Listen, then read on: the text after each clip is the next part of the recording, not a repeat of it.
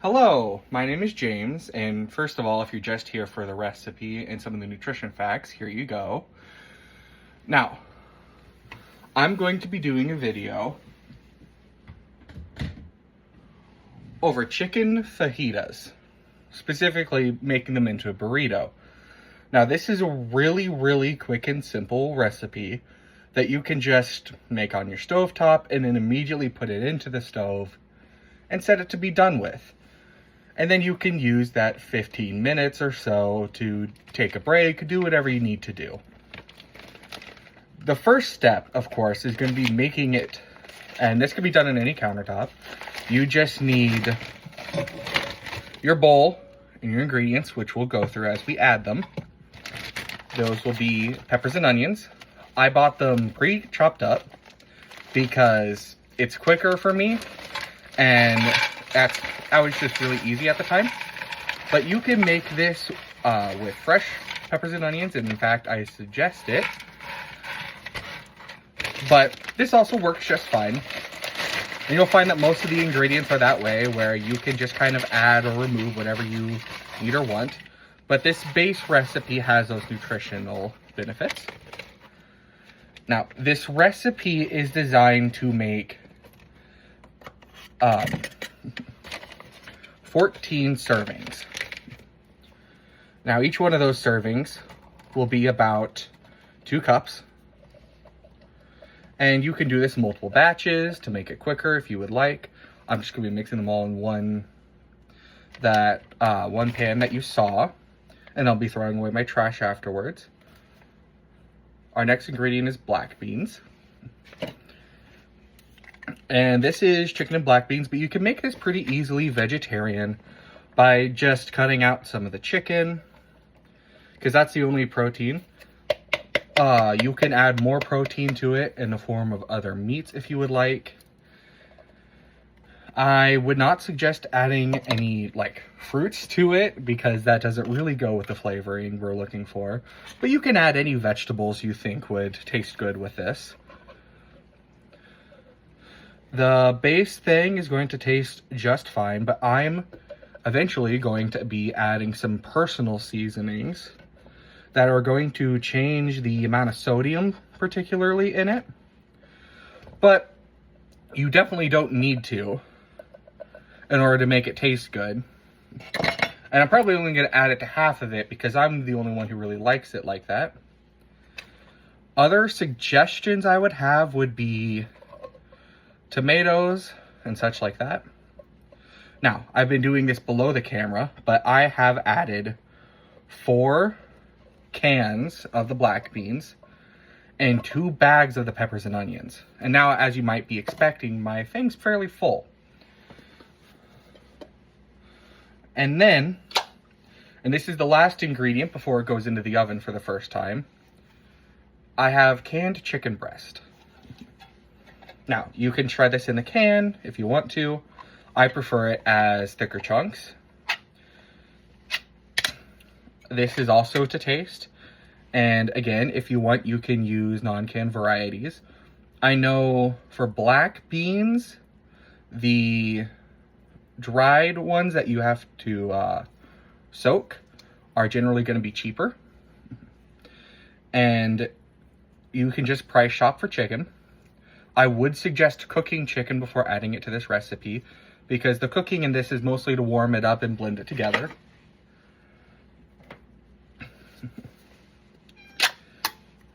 And I'm just kind of lightly patting it all over the top.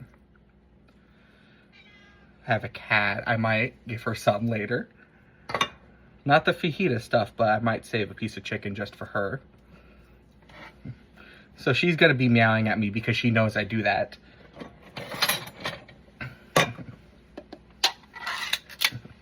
And I forgot to set my timer. But that's okay, because the oven's already preheated. I did that before the video. That's another time that I like to use just to get my ingredients ready and have everything nice and neat and set up. Saves me some time and energy. So, my current audience, of course, is you busy people. And this is pretty easy for me. should be pretty easy for most people to do, since you can do it on any level. The most difficult part is definitely the mixing and the putting it in the oven. But if you have some difficulty with that, such as a disability or a difficulty managing the oven door or a difficulty just standing on your feet that long, you can get some help. But otherwise, it should be fairly easy. Now, I did wash my hands before this because you are going to get your hands a little bit messy. Because the easiest way by far to mix this is with your hands. That way you can control how thick everything is mixed together. And I also did 4 cans of chicken that I showed you. I'm just going to massage the chicken and the beans into our peppers and give you an idea of what that's going to look like. But the way we have it now will give everything a pretty good layer. So this is just to really keep everything in there. And then we'd set it to put it in the oven. Now, this recipe is pretty self-explanatory, but it has several different vitamins and minerals that we can talk about. But I'm going to put it in the oven first.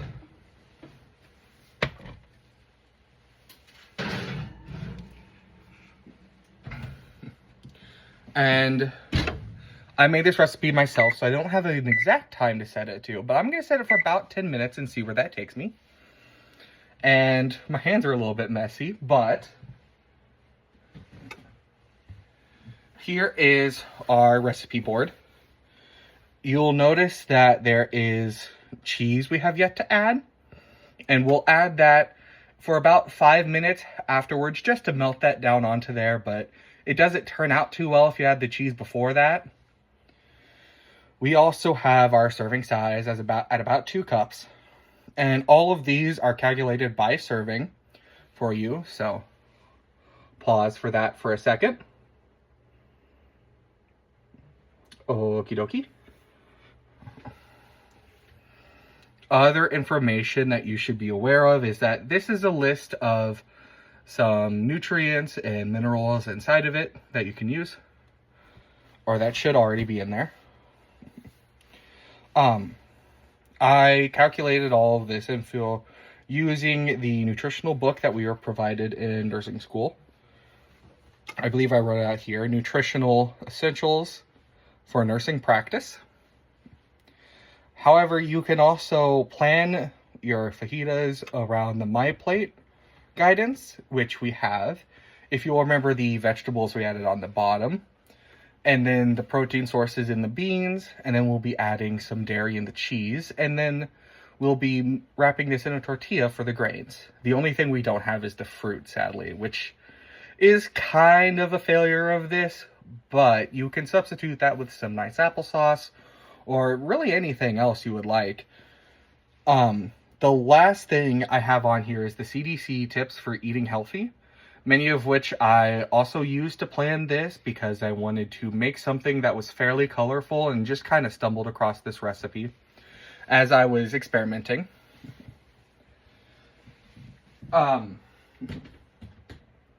Most importantly, you'll notice on that nutritional facts is the protein. It has very, very high protein content due to the beans and the chicken we added.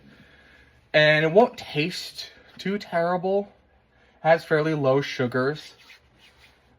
The sodium's a little bit high for my taste, which is why I didn't add anything in the base recipe. But you could absolutely add more taco seasoning or taco sauce. You can also add black olives is a favorite. I know someone who likes to add sour cream to it to cut the spice a little bit. And I also know someone who likes to add like hot sauce and salsa. You can also cook tomatoes in with this, and that gives it a really nice, rich flavor. I would add the tomatoes, especially if they're canned, and especially if they're fresh, in with this before you add the cheese.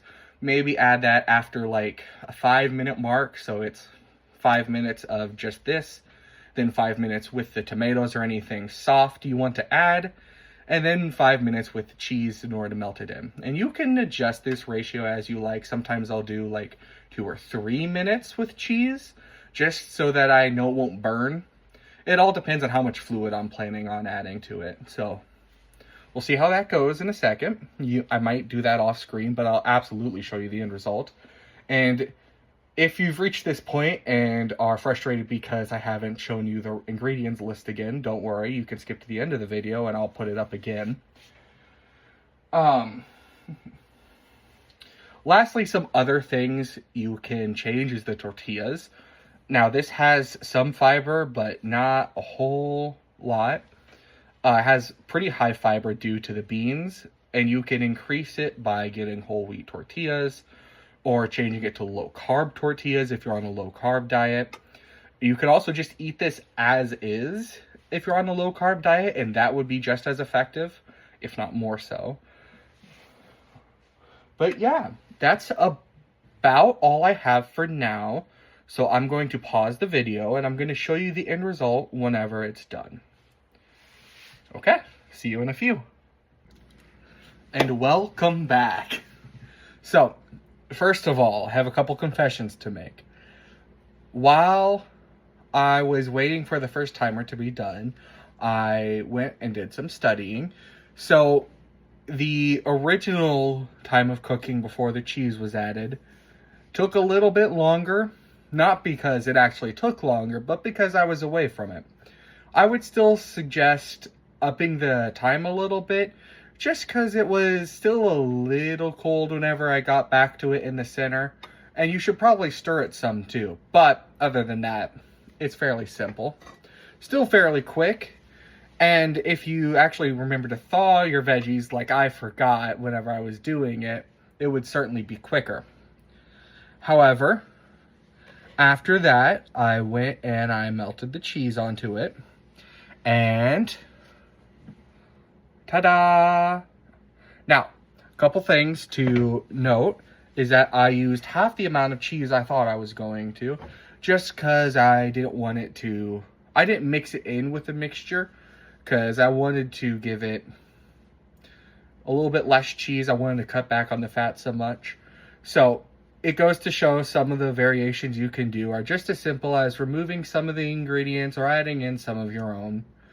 But other than that, this was fairly simple.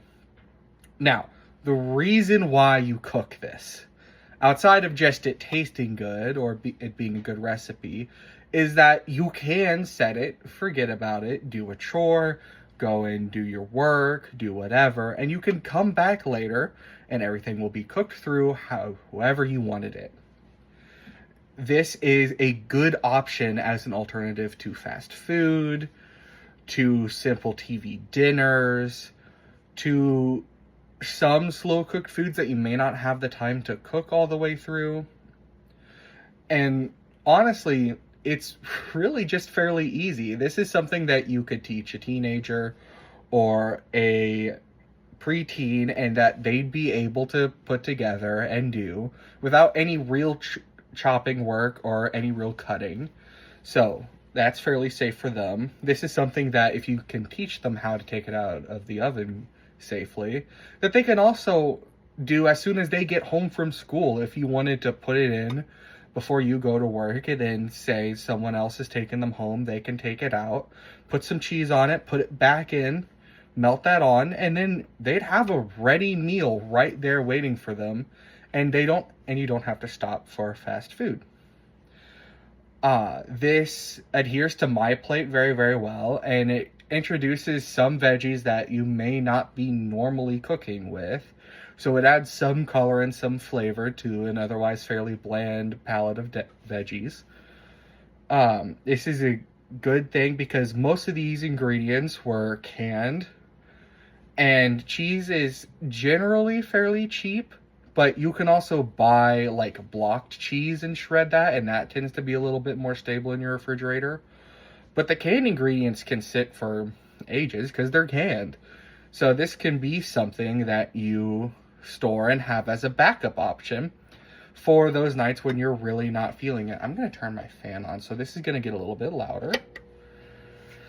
There's not much trash to it. You don't need to worry about dishes all too much because, well, you saw my dishes. It was that, and I have a spoon for dishing up.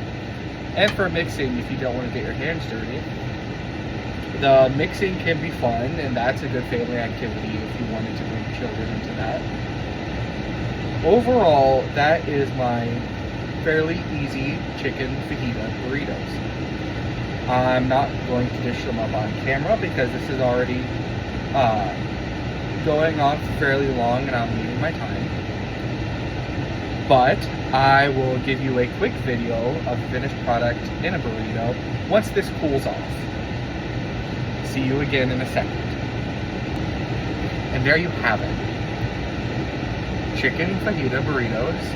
Easy to dish up however you would like and change however it would fit your needs. I'm just gonna roll it and I'm gonna give it a bite because I haven't eaten yet, so.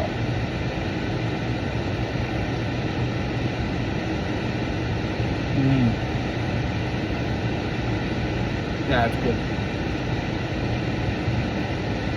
Okay.